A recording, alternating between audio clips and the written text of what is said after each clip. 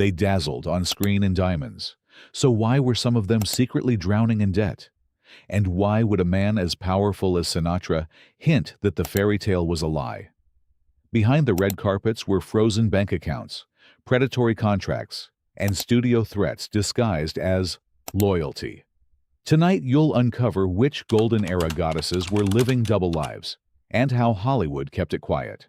One name on this list will completely shatter the myth of untouchable stardom: Veronica Lake.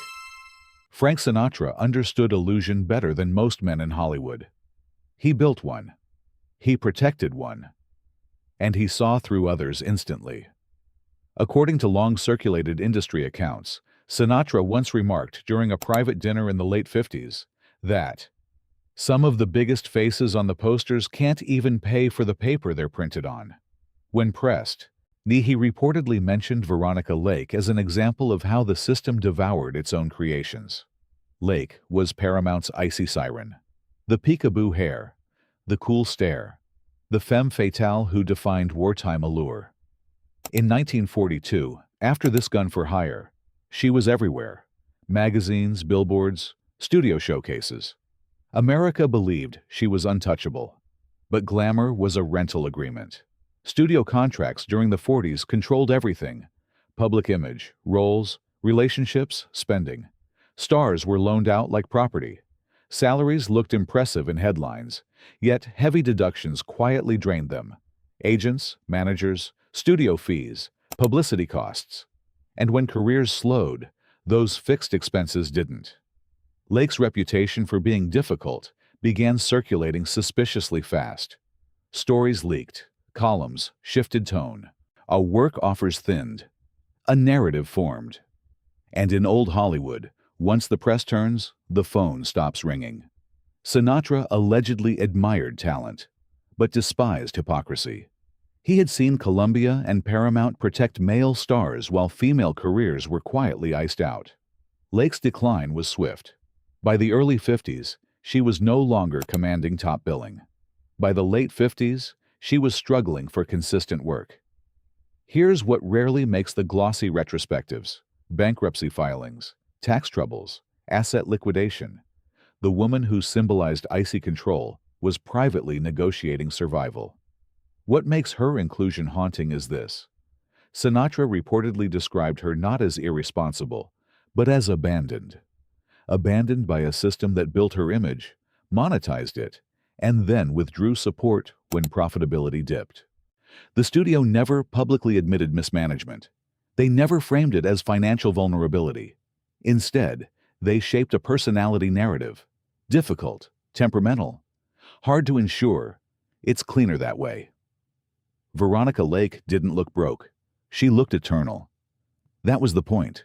But behind the carefully lit portraits was a shrinking bank account and a collapsing safety net. Sinatra knew, and he named her anyway: Gloria Grahame.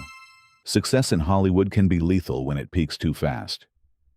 In 1952, Gloria Grahame stood on the Academy Award stage holding gold in her hands. An Oscar for the bad and the beautiful. Validation, prestige, immortality. At least that's how the headlines framed it. The industry loves a coronation. It photographs well. But gold statues don't pay long-term bills. Years later, in a smoke-thick backstage lounge in Las Vegas, Sinatra reportedly made a remark that cut through the myth: an Oscar doesn't protect you from empty accounts. According to those who claim to be present, he wasn't speaking abstractly. He mentioned Grahame by name, not cruelly, clinically, because what happened to her was a masterclass in how fast Hollywood shifts temperature. Grahame wasn't a passive beauty. She radiated voltage. Her characters carried tension under the surface. Seductive, yes, but edged with unpredictability. Directors relied on that spark. Audiences sensed it immediately. When she appeared on screen, scenes tightened. Dialogue felt loaded. She never played safe. But Hollywood doesn't reward volatility in women for long. Her personal life spilled into columns. Marriages fractured publicly. Rumors multiplied. The industry that once promoted her allure began recoding it as instability. Casting agents hesitated. Insurers hesitated. Studios protect profit, not personality. Roles became smaller, contracts shorter, guarantees weaker. And here's the part that rarely gets romanticized. Financial erosion doesn't announce itself dramatically. It accumulates. Legal fees from divorces, real estate shifts, representation changes, temporary gaps between projects that stretch longer than planned. During that era, residual systems were limited. There was no modern streaming safety net. If you weren't actively working, income slowed sharply. Sinatra, who had clawed his way back from career exile in the early 50s, recognized the pattern. Stardom surges, leverage spikes, then perception shifts, and leverage vanishes. What he reportedly saw in Grahame wasn't irresponsibility. It was exposure. Exposure to a system that treats a claim like a temporary loan. By the 1970s, she was performing in regional theater circuits, not as a nostalgic tour, as survival. Health complications complicated insurance coverage. Medical expenses rise quietly but aggressively. Work became necessity rather than choice. That's the contradiction Sinatra allegedly pointed toward. Gloria Grahame held Hollywood's highest honor and still faced financial fragility. Award nights, photograph beautifully, decline does not. Anniversary retrospectives focus on glamour shots and acceptance speeches. They do not show negotiation tables. They do not show accountants recalculating dwindling reserves.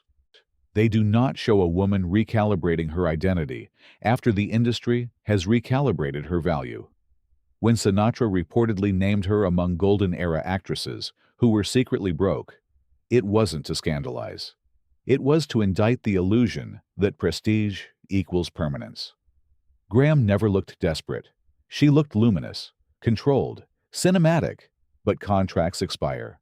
Public favor drifts, legal costs mount, and applause cannot be deposited in a bank. In Hollywood, decline is not just emotional. It's expensive. Rita Hayworth. She was marketed as the love goddess.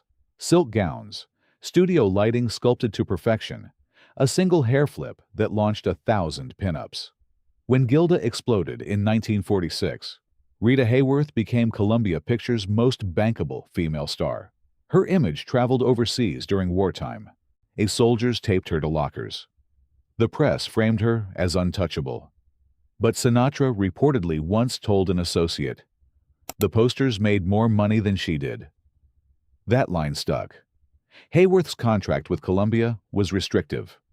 Like many actresses under Harry Cohn's control, she worked within a tightly managed financial ecosystem.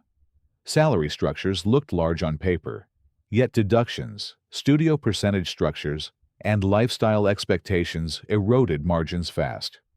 The image of luxury required constant maintenance. Wardrobes, public appearances, real estate, staff. Then came marriage to Prince Ali Khan. The world assumed royalty meant financial ascension. Headlines implied generational wealth. But royal marriages are not fairy tales. They are negotiations, travel costs, international relocations, legal complexities across countries. After the divorce, settlements and custody disputes drained stability faster than the press admitted. Sinatra had first-hand knowledge of how international divorces shred fortunes. According to insiders, he mentioned Hayworth during a private conversation about how fame traps women inside expensive illusions. "They make her a goddess," he allegedly said. "Then charge her rent for the temple." As Hayworth's box office dominance cooled in the 50s, her leverage weakened. Columbia no longer needed to protect the myth as fiercely. Fewer prestige vehicles, fewer top-billing guarantees. Public interest shifted. Financial decline in Hollywood rarely arrives dramatically. It creeps. Medical costs later compounded the pressure.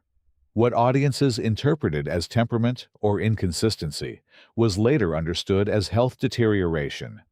During that period, however, studios did not offer transparent support systems. Here is the contradiction that fuels Sinatra's alleged inclusion of her name. Rita Hayworth never looked broke. She looked eternal, monumental, gilded. But underneath the gowns were liquidations, asset sales, quiet recalibrations. The love goddess had accountants negotiating survival behind closed doors. Sinatra despised hypocrisy more than poverty. That's what makes his reported comments powerful. He wasn't exposing incompetence. He was exposing myth manufacturing.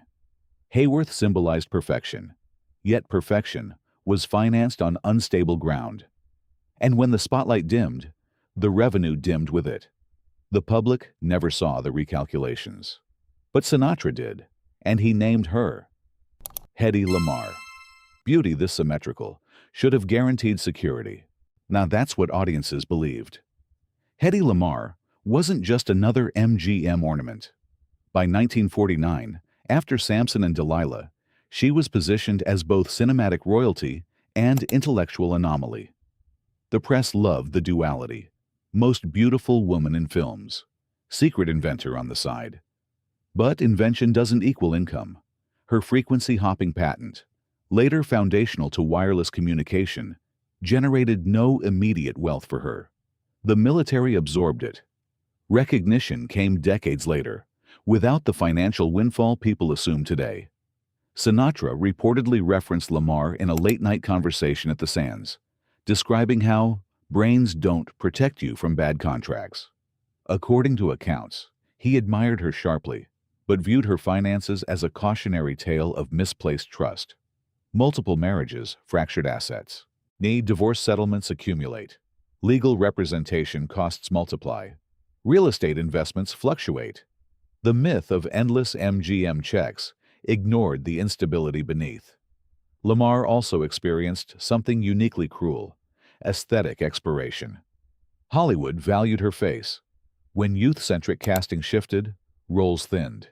She wasn't offered character parts with dignity. She was offered fading glamour. And fading glamour does not pay like peak billing. By the 60s, reports of financial strain began surfacing.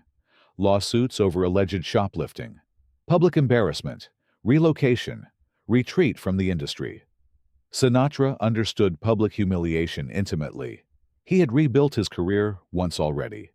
What he allegedly recognized in Lamarr was the brutality of being intellectually ahead of your time while financially unprotected in your own. Here's the haunting contradiction. The woman who helped pioneer communication technology later struggled with communication of her own financial crisis. Studios celebrated her beauty. They rarely structured her long-term security. When Sinatra included her among the secretly broke, insiders suggest it wasn't sarcasm. It was frustration. Frustration at an industry that profits from women's mystique, yet rarely invests in their longevity. Hedy Lamarr embodied brilliance. But brilliance without financial control inside the studio system was fragile. The public saw diamonds. Sinatra saw depletion, and he said her name, Judy Garland. She sang about Somewhere Over the Rainbow, and spent much of her life trying to outrun bills beneath it. If Sinatra ever named one golden era actress whose finances exposed Hollywood's darkest machinery, though insiders insist it was Judy Garland, not in a press conference, not on record, but in private conversations where the music stopped and the truth felt heavier than applause. Garland was MGM's miracle child. By 1939, The Wizard of Oz made her immortal. America saw ruby slippers and Technicolor fantasy. What they didn't see were studio-controlled paychecks, suspended wages, deductions for wardrobe, image management, even medical supervision. The studio system didn't just employ her. It owned the architecture of her life. Sinatra understood contracts that looked generous, but left artists negotiating advances against future earnings. Garland's salary increased as her fame did, but so did her expenses, and so did the studio's control. Loans were structured. Repayment schedules were quiet. Dependency became normalized. But then came adulthood, marriage, divorce, another marriage, another settlement. Legal fees stacking invisibly, tax complications, public tours structured to plug private gaps. The press labeled her unstable. Rarely did it question the financial framework beneath that instability. According to accounts from those in Sinatra's circle, he once said, They made her a symbol. They didn't make her safe. That distinction matters. By the 60s, Garland was still selling out venues, still commanding rooms, still capable of stopping time with a note.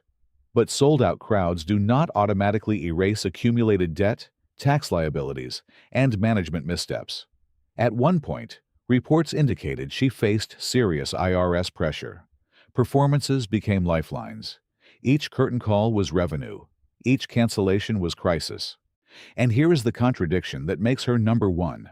No golden-era actress felt more legendary, yet few faced more documented financial distress. Sinatra, who had rebuilt his own career after professional exile, recognized something brutal in her story: the illusion that talent guarantees protection. It doesn't, especially not for women molded by studios from adolescence. Garland's financial instability wasn't the result of laziness or indulgence. It was systemic. Long-term contracts signed young. Revenue structured in ways that prioritized the studio's risk mitigation over the artist's future. Medical and managerial control blurred with economic dependency. She was a global icon, and at times, reportedly near broke. That is why, when Sinatra allegedly named 5 golden-era actresses who were secretly broke, Judy Garland's name carried the heaviest silence. Because if Dorothy wasn't safe, then no one in Oz ever was.